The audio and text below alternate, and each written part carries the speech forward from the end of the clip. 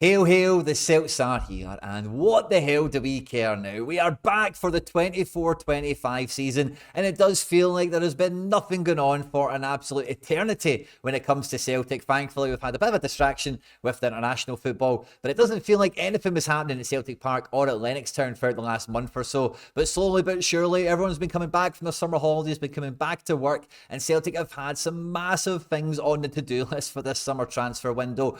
First and foremost, top of the agenda, of course, is bringing in another goalkeeper, and we have just about done that. It looks set to be joining the boys on pre-season tour in America, and a move that has definitely made a lot of mixed emotions for a lot of Celtic fans that I can see all across the world in terms of what it maybe says about our ambition and our overall transfer strategy. But just like buses, goalkeepers, you wait for one to come at once. We're maybe on the verge of signing a number 2 goalkeeper, which does add a bit of a different gleam, a bit of a different lens to the incoming transfer of Kasper Schmeichel to Celtic. In the video today, we're going to be looking at what Kasper Schmeichel we're actually getting, what to expect, what do we think about the transfer, and really, everything else in between, as well as the imminent arrival of Sinisalo, and what do we know about the Finland Youth International. At any point in the video, if you do laugh, you learn, you like something or whatever, please do like and subscribe to the channel for more content like this, not just through the transfer window, but as we get into the season proper, with post-game analysis, podcasts, updates on the youth team and all the players we've got out on loan, as well as,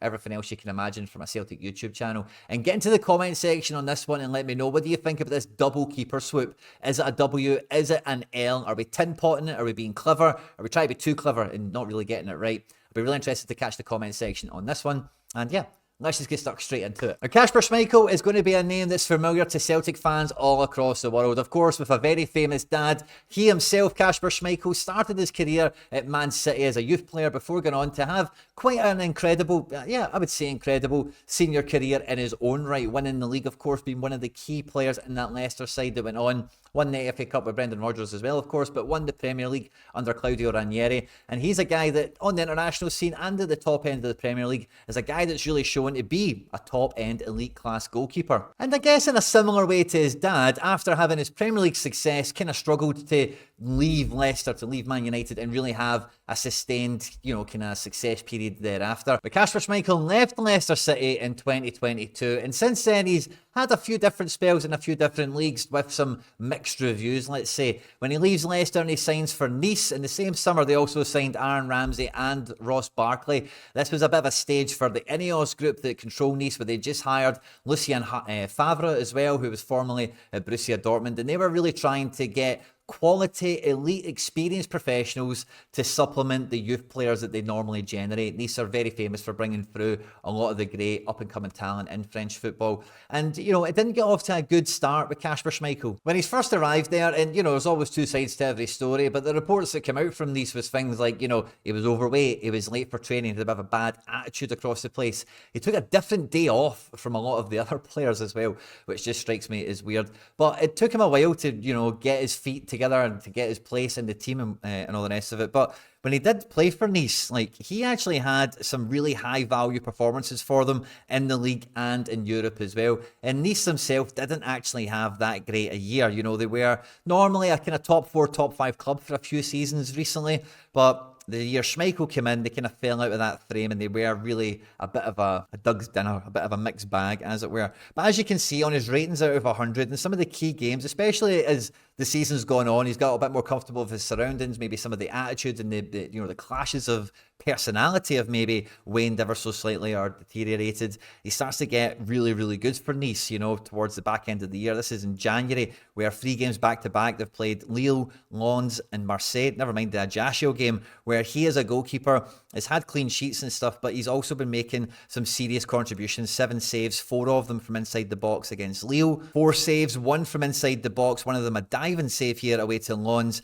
and away to Marseille in a 3-1 victory. Now, he didn't get the clean sheet, obviously, but he still made 4 saves, 3 of them from inside the box, and made a few diving saves while he's been at it as well. And again, as you can see with some of these results, the Monaco one really does stand out. An away clean sheet against a team that is top 3, top 4 in Ligue 1 consistently. He's pulled out 4 saves, 3 from inside the box, made 2 good high claims from like corner kicks or long range kind of direct free kicks, that kind of thing. So he's not only brought the clean sheet in, but he's also obviously helped Nice to a very famous result there. And for goalkeepers, sometimes they can get a clean sheet and they don't really do too much for it. Like here against Sheriff, he's got 3 saves, fair enough, but sometimes a goalkeeper really does earn the clean sheet, and that's why this rating out of 100 system, I really do like it, because you can see the clean sheets where, you know, they've not really had much to do, or you can see when they've actually been a very good goalkeeper and helped the performance. This 1-1 draw here with Angers, he's brought in a lot of points. He's made 5 saves, 1 from inside the box, 2 good high claims, 3 diving saves, and 2 keeper sweepers. So he's coming out and stopping a counter-attack with, you know, him being the sweeper keeper, as the title suggests. And you know, Ligue 1 is a top 5 league in European football. So many of these teams that he's coming up against, putting in good performances, keeping the game to low scores, getting the clean sheet actually locked in, are the sort of teams that we would be coming across in the Champions League or Europa League, and, you know, we're crossing our fingers that we can keep the score down. So, you know, this is going 2022 to 2023 season, so not too long ago, but, you know, 2 seasons ago. And they changed manager in the summer. The number 2 had been making some noises about, I was told I'd be number 1. Schmeichel was on a lot of money as well. And you know how FFP goes, especially in the top 5 leagues in European football. It's just a lot tighter to manage in wages, especially for players that are, you know, getting on in their career when they've got such a huge pay packet. They are a liability more than an asset for these clubs. And, you know, when Farioli comes in, who's a name, again, maybe some of you guys will be familiar with, he's moved on. And he goes to Anderlecht. Now, Anderlecht have a bit of a Danish kind of contingent there already, so I'm not too sure how much of a factor that played in it. But playing in a big, important team in the league, you know, and being a dominant force and hopefully trying to add to his medal collection is definitely one of the main motivations he's had by joining Anderlecht. Ultimately, they finished 2nd or 3rd, depending how you want to think of their league. It splits, so they did finish 3rd ultimately, and they'll be in the Europa League next year. But, you know, by all accounts, Schmeichel was one of Anderlecht's best players last year, and although they were very tumultuous himself, he was definitely someone that they seen as being a key player for them, such to the extent that they offered to double his money to keep him at the club. I'm not too sure if that was before or after they realised they weren't going to be able to get Cohen Casteels, who we were also linked to as well. But this is a guy that Anderlecht seen as an asset and really did want to tie down, but were unable to do so. And probably him going to the Euros as a free agent, with Europa League football been there for him at Anderlecht, if he was ever just to answer the phone and go back there, it's not too bad of a safety net. It goes to the Euros with Denmark. And has overall a pretty good Euros. Very low scoring group stage, and then coming against Germany, conceding a few, there's not too much to argue about there. So now at the age of 37, we signed this guy on a 1-year deal with an option of a 2nd year. And this is where a lot of the mixed emotions come out for me, and I think for a lot of Celtic fans, because having just got Joe Hart on a free transfer, and we've still got the memories of getting Craig Gordon for free out of retirement from being a coach at Dumbarton or whatever it was at the time, it just feels like deja vu on so many levels. Now, I was one of the first ones to kind of like, listen, Schmeichel could be and probably will be a very good goalkeeper for us, but all it would be doing is kicking the can down the road for maybe 1 more year. The goalkeeper market across Europe is very busy, very vibrant this summer, and with the amount of money that we probably do have in the transfer kitty, on the face of it, it does feel like a lazy appointment. It does feel like a lazy signing. With him being a former Brendan Rodgers player as well, it does feel like we are really relying on Brendan as much as anyone else at the club to ID players and really, you know, thrash out the transfers and whatever. So on so many kind of levels here, it does feel like a really suboptimal transfer. It's probably the best way of putting it. Now, from seeing Schmeichel for a lot of his Premier League career, I actually think he's, in a lot of ways, a better goalkeeper than Joe Hart. Now, the age thing might come into it in terms of when we got Hart to when he left us and when we're picking Schmeichel up here.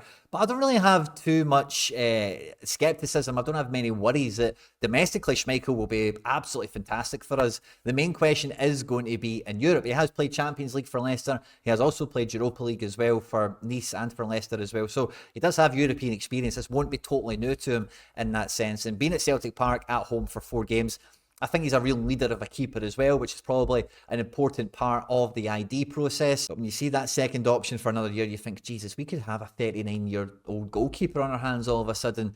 But then, a couple of days later, once we get the details that Schmeichel is going to be signing, he's getting his medical done, he's going to be flying to America the day after, etc., etc., the news breaks that we're looking to sign Viljami Sinisalo. Now, this is a guy that I'm not too familiar with. I did see him get his 45 minutes for Finland against Scotland, and he does make some good saves. You've probably seen the highlight reel doing the rounds. But this is a guy that at 22, does strike me as a really interesting pickup. By all accounts, performed very, very well in League One, which isn't really too much to write home about.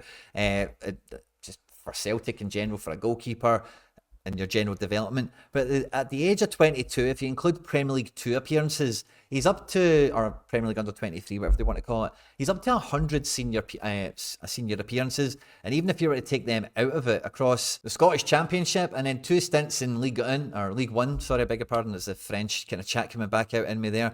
He's broken about 70 appearances already as a 22-year-old. I mean, you do see the raw ability he showed for Finland against Scotland. This is definitely a goalkeeper that I think puts Kasper Schmeichel on his toes, gives us a bit of an insurance for both sides of how this could shake out. Schmeichel does have that option for a second year. If he is incredible and he's just as good as he was when he was in his late 20s, early 30s, and this guy doesn't really kick on, then we have that bit of safety net. Equally, if Schmeichel isn't really with it, if he's not too motivated, if we get that kind of experience that maybe he had with Nice, where he's maybe not quite his best self and all the rest of it, which I do find hard to believe, then we've got an up-and-coming youngster who's probably going to be really hungry and really keen to take any opportunity that comes our way. And with the obvious lack of faith in the youth goalkeepers that we've been producing, bringing a guy in that's been getting, developed, dipping his toes in the water, however you want to think of it, in like the youth Premier League as well as going into League One, is a guy that is getting great development, and it's way far and above the development that any of our youth players get, So to already have some senior international caps as well, I think this is a really interesting transfer, and it does kind of save the Kasper Schmeichel element of it looking lazy and all the rest of it to an extent. If Kasper Schmeichel works and this guy can just straight replace him, it will look like a stroke of genius. But the goalkeeper position is one that I and a lot of other Celtic fans would have liked an all-in-one deal. A guy that would have been in his mid-20s, maybe even his late 20s, would have cost a good couple £1 million and really gave us what both of these goalkeepers would give us in the one player kind of thing. So it's definitely one that we've got some mixed emotions about, but it's all behind Kasper now. I think he's going to be a hero of a goalkeeper for us this year, and let's just hope he fulfills that expectation and he goes even above and beyond that when it comes to the Champions League and everything else. And with Sinisalo, we could definitely see him playing in the League Cup and some of the early rounds of the Scottish Cup, which I think is something that, Brendan would really like to do, and maybe we've not had the luxury of doing. We've seen Joe Hart play all the time, which was fine, but that might change now, and that gives us, that kind of route to developing a second goalkeeper now at the club, which we've not had before. So I am relatively positive about this kind of double move, as it were, and I think it puts us on a good footing to go into the pre-season with, and hopefully now we can go out and tie up a few other moves that are maybe not on the same level of importance, but just about the same level of quality is what we're after, with a few spots being left back, another bit of reinforcement in midfield, maybe O'Reilly's leaving, maybe we're making some moves for some more forwards as well. In the next video on the channel, guys, we'll be breaking down just the overall what's up, who's on the way out, who's already left, who's coming in, who could be coming in, and everything else in between. I hope you enjoyed this one, guys. On screen, and there is some other stuff that we made a wee while ago that YouTube thinks you might enjoy. I hope you enjoyed this one. Don't forget to hit the subscribe button for more content like this, and get into the comment section and let me know, what do you think? Is it a W for Schmeichel and Sinisalo, or is it an L? Hail, hail, and I'll catch you on the next one.